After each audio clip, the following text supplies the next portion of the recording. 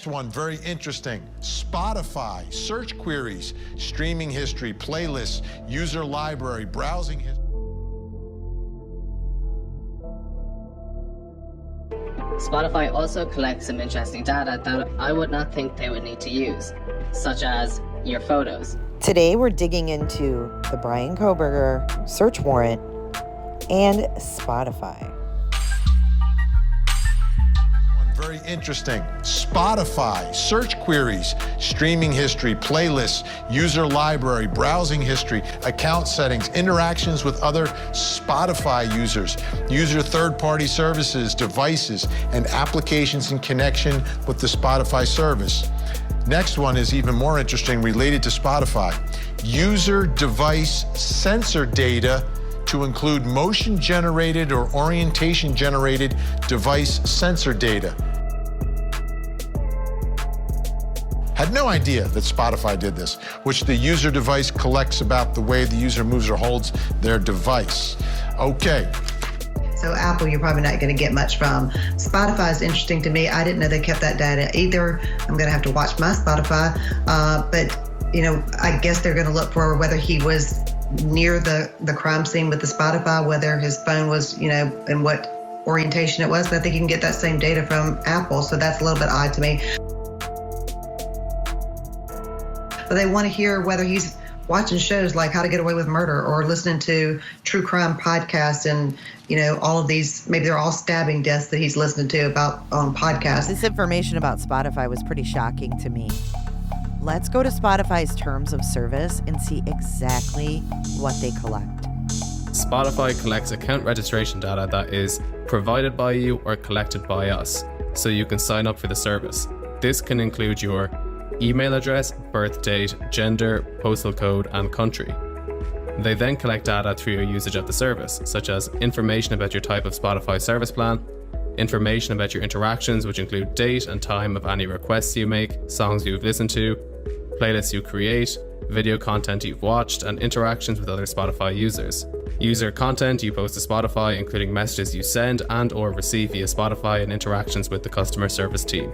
Technical data such as URL information, cookie data, IP address, types of devices, unique device IDs, device attributes, network connection type, network and device performance, browser type, language, operating system, and Spotify application version.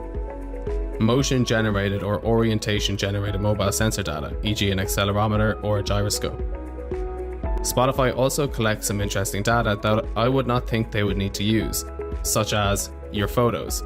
If you give us permission to access your photos or camera, we will only access images that you specifically choose to share with us, and metadata related to those images, such as the type of file and the size of the image. We will never scan or import your photo library or camera roll.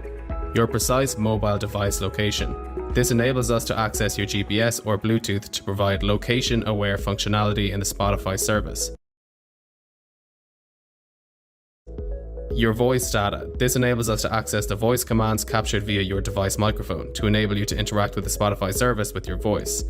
Your contacts. This enables us to access individual contacts to help you find friends who use Spotify. It's very strange that they would ever need access to your photos. It's important to note that by agreeing to their privacy policy, you are indeed giving them permission to access your photos and camera.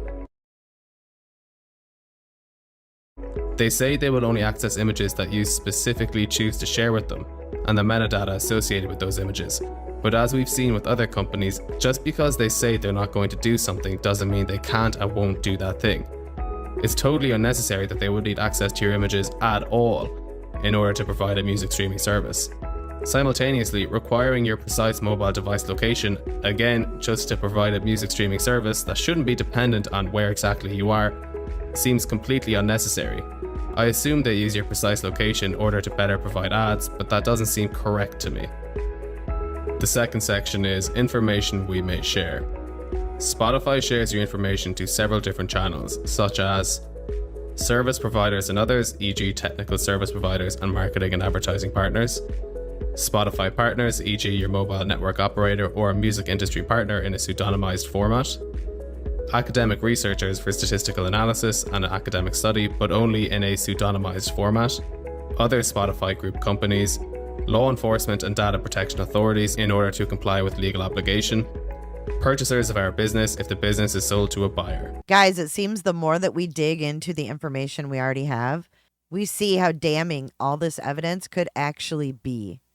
Who would have thought that Spotify kept track of the orientation of your phone or your exact GPS location? Bananas. It's bananas.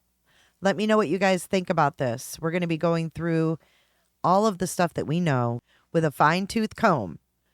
So make sure you're subscribed for more content and give this video a like if you like what you see here. I'll see you guys in the next video. Bye.